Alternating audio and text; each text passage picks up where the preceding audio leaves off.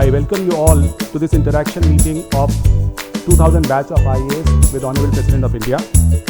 And we are grateful that he has spared time from his busy schedule to meet with the IAS officer trainees. Sir, today 183 officer trainees are present here. Of these, 178 officers are from the 2000 batch of IAS, 2 are from the 2012 IAS batch, and 3 belong to Royal Bhutan Civil Service. Sir, as you may be aware, IAS officers undergo 2 years of induction training before assuming their first professional responsibility as SPM in the field. The main objective of this training is to provide an overview of the public administration to the fresh entrants and to help develop esprit de corps amongst officers of different services. Sir, we are honored that they have this opportunity to interact with you today and learn from your vast and varied experiences in public life. Sir, your words of wisdom and advice will act as a constant source of inspiration for these young officers throughout their career and will motivate them to perform their duties with integrity, devotion and professionalism. On behalf of the Academy, I welcome you and thank you for inviting me. Sir, it is my proud privilege to talk to you about a collective experience of a very special journey to the expanse of India called Bharat Darshan or the Winter Study Tour. Lawrence Durrell once said, "Travel can be the most rewarding form of introspection." And so, sir, a batch of 180 IAS officers and 3 officers from the Royal Bhutan Civil Services were divided in these 10 groups and were designated routes to experience administration in all its manifestations. I feel Bharat Darshan has a threefold objective. 1, to feel India. Now, we have traveled through India in our capacity throughout our lives. But this time it was like breathing India. So I think we felt India much better. 2, learning from the people who are actually making a difference on the field. And 3, teamwork and leadership. When you're thrown in this diverse travel group, it's teamwork which starts building up. So these are the 3 objectives which we undertook while we were on the Bharat Darshan. During this travel, the expectations of the people were right on our face. We were seen as change agents, raring to go. The feeling itself brought a new reality which was different from the classes and training in the academy. These all formed part of an experiential learning, and it would remain in our subconscious mind, which will in some way affect our reason and beliefs when we are in prominent positions or critical positions in our districts. Meeting you and seeing you, sir, once again, especially at the precincts of the most prized abode in this country, it is indeed an honor. It is indeed an icing on the cake for our tour to end on this note. Kindly bless us for our future, sir. Thank you. Henry Miller once said, "One's destination is never a place, but a new way of seeing things." Just as Swami Vivekananda undertook a long journey across the length and breadth of the country for over 3 years in search of the soul of India, just as Mohandas Karamchand Gandhi, a young barrister, found a new destination in India's freedom struggle after having travelled to every nook and corner of the country. We have realized that travel has in it an immense potential to transform. At the end of 8 weeks of travel and togetherness, we have not only witnessed some of the harsh realities out there, but also unravelled the true all-embracing Indian in each one of us. It has been a process of making India our own in several ways, in our own unique ways. Lest we forget, we also had a helicopter vision of the enormity of responsibilities that we as administrator are to take on tomorrow. To conclude, the timeless Rumi says, travel brings love and power back to oneself. And this travel surely did more than anything else. Love for our country, love for one another, and love for our fellow Indians. Power from within and without, with the enormity of responsibilities. We are greatly beholden to you, and what better way to end this great journey called Bharat Darshan than in this historic Darbar Hall with a grand finale of having this priceless opportunity to share some vignettes and experiences to the first citizen of the country. Thank you very much. Truly humbled.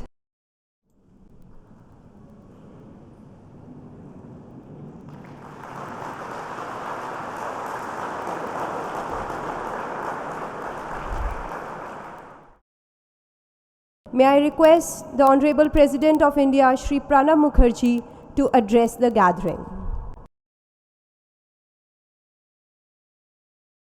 At the very outset, I welcome all of you to this historic hall, which is known as Darbar Hall. As you are noticing around you, the magnificent columns, the great dome, and also portraits of some of the illustrious Indians who shaped the contemporary India, and this hall has witnessed many momentous changes in our national life. I am glad to have this opportunity of inviting young men and women who are going to be at the helm of the affairs of our country for the next 30-35 years. When you have entered into this most important civil service, which is Indian Administrative Service, and after completion of your training, I understand it is quite exhaustive, in-depth and perceptive training procedures and programs. You will be posted in your assigned states and will begin your administrative career.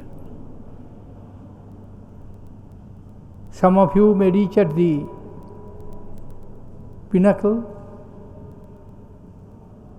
but most of you will have very major responsibilities, either in the states or at the federal government. Indian civil servants from its inception,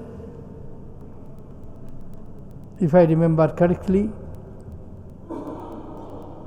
the first Indian civil servant, there were civil servants even long before that,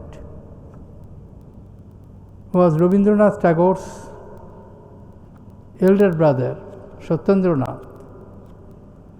He was the first Indian to be successful in this competitive examination and got this assignment in 1869. And since then, this practice is going on with little bit interruption during the two world wars. And after independence, the service was converted into Indian Administrative Service. I will conclude by reminding you a very oft quoted quotation of Mahatma Gandhi, our father of nations. He said this to everybody who were in the role of the policymakers. I quote, this is the talisman which Mahatma Gandhi gave to us. I quote, when you are in doubt or when the self becomes too much with you, recall the face of the poorest and the weakest man whom you may have seen, and ask yourself, if the step you contemplate is going to be of any use for him, will he gain anything by it? Will it restore him to control over his own life and destiny? In other words, will it lead to Swaraj for the hungry and spiritually starving millions? Then you will find your doubt and yourself melting away. Unquote. Young friends, remember this talisman of a man who was less than 95 years, 95 pounds in weight, and who could galvanize whole India from Himalaya to Kanyakumari, from Mizoram to Gujarat, without aid of television, radio, by his simple, strong moral courage and conviction.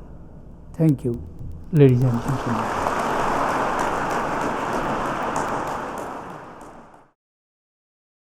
Honorable President of India, sir, it is my proud privilege today to extend this vote of thanks on behalf of the Lal Bahadur Shastri National Academy of Administration and the 2014 batch of the Indian Administrative Service and Royal Bhutan Civil Service.